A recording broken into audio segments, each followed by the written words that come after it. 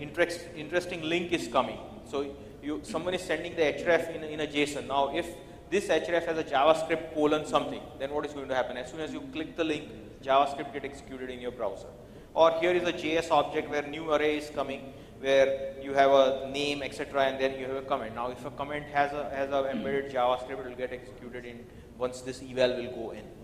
So AJAX and JS manipulation, JavaScript exploitation through XSS, identifying DOM points like document.write, eval, etc.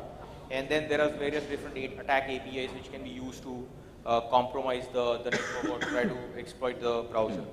So for example, over here what I've done is I've created another Ruby script to scan some of the AJAX code.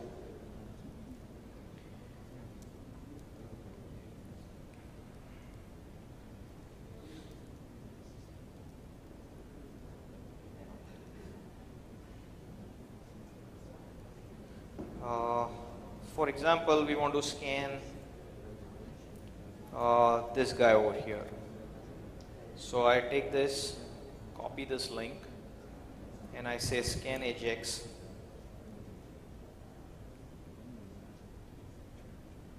And this is the link which I want to scan.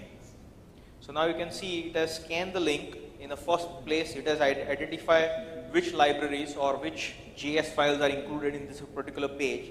In a second, what it has done is it has parsed the lib.js file and mentioned number one, getJSON profile is a function which is making XML HTTP request object, and then you can see it is making 3 document.write call. So now you can analyze these part of a code and determine that from where the stream is coming. So this will give you, there is no one-click solution for AJAX code, because these are all code is written manually and by customized code. So there is no one-point solution where you can say whether it is vulnerable or not. What you have to do is you have to identify entry points and you have to analyze the entry points from where the streams are coming in. So this is the way you can dynamically use the scripts to identify entry points once you have a sound knowledge of what you are looking for.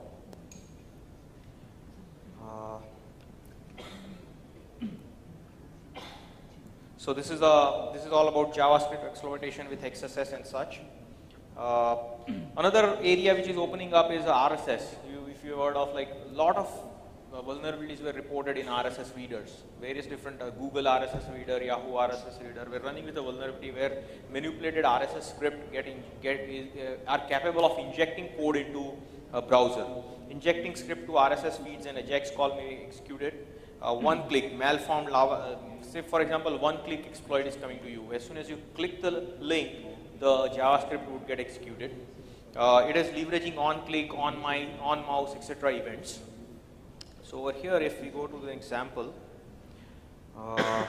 demo, here is RSS demo, and here is a news.aspx page. So for example, here is a small widget or a small RSS reader you have, where you have already configured what kind of a feeds you want. So you have a CNS business, USA Today, Business Today, etc.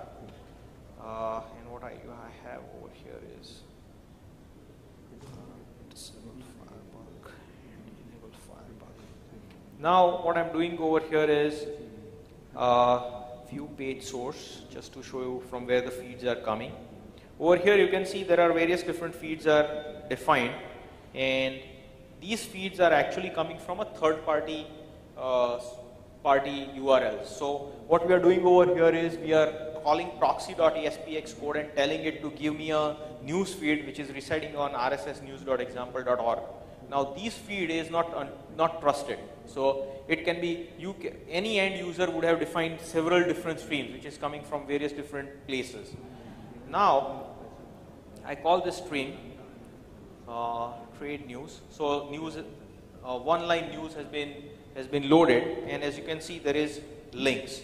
Now as soon as I click this link, XSS has been executed, because this particular link was coming to me in a JavaScript form.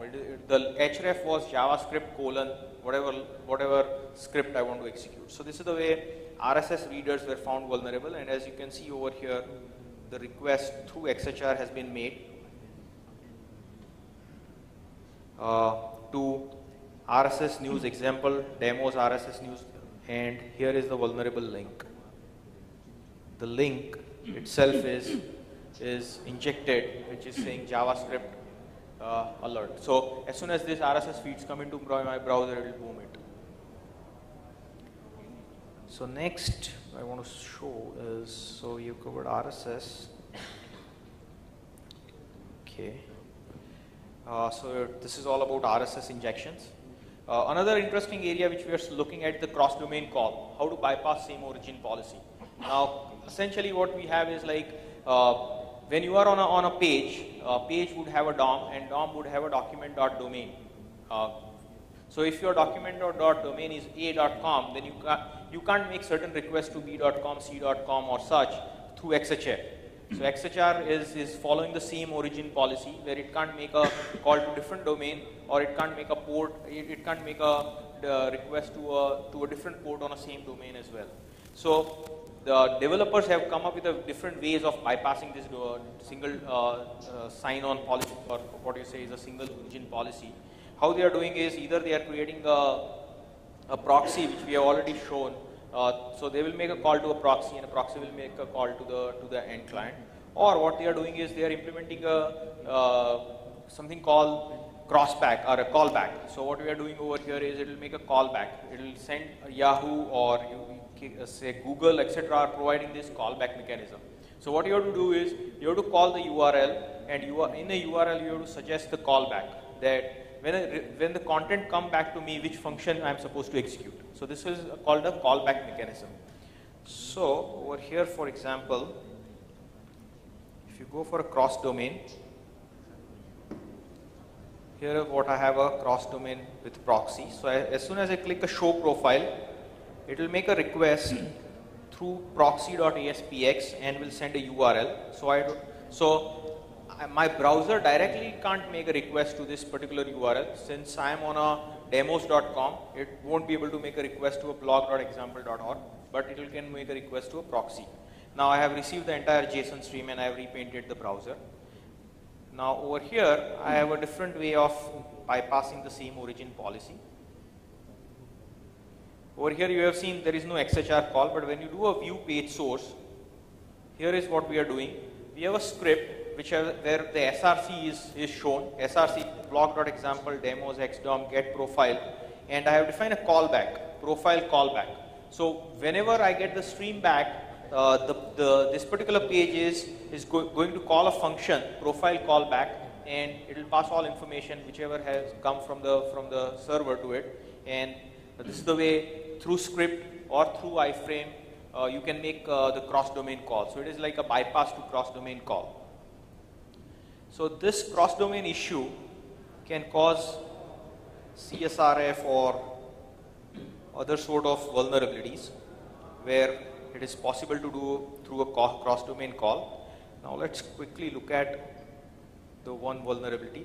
So what I'm doing over here is, assume that someone has already logged into bank, and now it is browsing through certain pages. One thing which we have already seen, that through CSRF, what you can do is, you can initiate unintended requests to the backend server. But these calls were usually a one-way call. You can make just the request, but whatever response has been fetched back, you can't read the response. But now, if this response is coming in a JS array, or it is coming in a JSON, and if it is not guarded well, then what you can do is, you get a read access to it as well. So we are now, at this point, we are on a demos.com. Now if you look at the view page source, not over here, but look what is going to happen here. Disable Firebug, enable Firebug. As soon as I click this, I have, say for example, I am a Rob, and I have already logged into my bank, and now I am browsing, and I am clicking this particular link, which is some kind of an auction site. So welcome to our auction portal. We are on a demos.com, but look at the back end what have happened. Someone has gone to Rob's bank, got entire information for his profile, and send it to attacker box. So it has been sent through AJAX, through collect ASPX, his data account number, his Rob Smith, his email. And when you look at the source, here is the source, what it is doing. What it has done is, it has used a script command with SRC, so there is no same origin policy, it has called the bank, and as soon as it will make this call, this cookie is going to be replayed. Once this calls get executed, it is actually coming. If you go to this page and open in a browser, this particular call is a WebDriver call where it is sending the JS array. So JavaScript array is coming to it. Now these JavaScript array can be read by setter in a Firefox. So what I'm doing is, as soon as I have overloaded the function array here, so as soon as this array will come, these function will get executed. And in this function, I am just using XHR and sending the information to collect.espx. So this is the way you can overload. So if you are sending, if your application is using JSON or JS array or any other these JS objects which you can overload in a Firefox, it won't work with Hive, but it will work with the Firefox.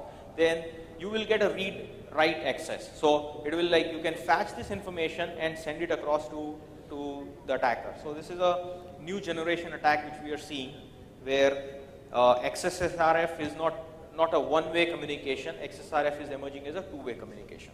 So this is all about cross-domain call. Defending AJAX is no business logic information on client side. Do not trust third-party sources. Filter it out. No direct cross-domain call. Filtering browser-level information. Avoid client-side validation as such. No secret in AJAX calls, which we are seeing sometimes. Proper data structure selection. Avoid client-side scripting and such. And HTML filtering. Now we'll quickly look at some of the web services based attacks, threats and countermeasures. Here is a complete web services stack, which you have a presentation layer where XML security stack has AWS security, discovery stack would have a UDDI, Cisco, etc. Access stack has WSDL and SOAP, and then you have a transport layer where HTTP and HTTPS is running. Here is how security would look like. End client, where web services client is sitting. You have an in-transit data, you have a vendor control area, and you have a user controlled area. And these are the points where the code is residing. So we are more interested in a web services deployment shell and a web services code components. You can do a black box approach method, or you can take a white box approach method for entire analysis. Risk in transit, you have in-transit sniffing or spoofing risk, you have WS routing security concerns, you have replay attack concerns. On a web services engine side, you have buffer overflow, XML parsing attacks, spoiling schema, complex or recursive load, denial of services or large payload. On a web services deployment risk, you have fault code leaks, you can have permission and access issues, you can have poor policies, you have customized error leakage, authentication and certification issues. On a web services user code, essentially all traditional web application attacks are possible over a SOAP or a REST. So parameter tampering, WSDL probing, SQL, LDAP, XPath, OS injection, virus, brute force, session tampering, format swing, etc. Some of the things which you have to do to assess web services is web services footprinting. You have to identify where the web service is running in an application framework. We know many companies, what are the company's name, on that basis you can do a footprinting. Like we used to do a generic DNS footprinting where from IP address we used to find the virtual host, or from a company's name we try to find an entire network block assigned to it or entire range assigned to it or such. Do we have any whois for a web services? UDDI is one of the component which you can query. So if Microsoft.com is running with its own UDDI server, and if you have address to UDDI server, what you can do is you can query UDDI server. And on a business entity, business services or binding template, you can do that. Or what you can do is you can do a web services discovery using Google or using MSN, where you go out and try to look for WSDL in a file extension, ASMX, JWS. All these are extension to web services resources. So over here I have my own tool which I am going to post. You can use a Google discovery. You can assign a Google key over here, and then you can go ahead and say domain or a pattern on which basis you want to do query WSDL files, or you want to identify WSDL file. Or you can do a UDDI scan. If you have an address to UDDI, you can put it over here and try to query UDDI server.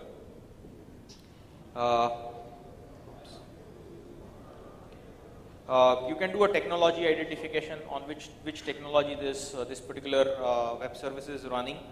For example, over here I have a simple example where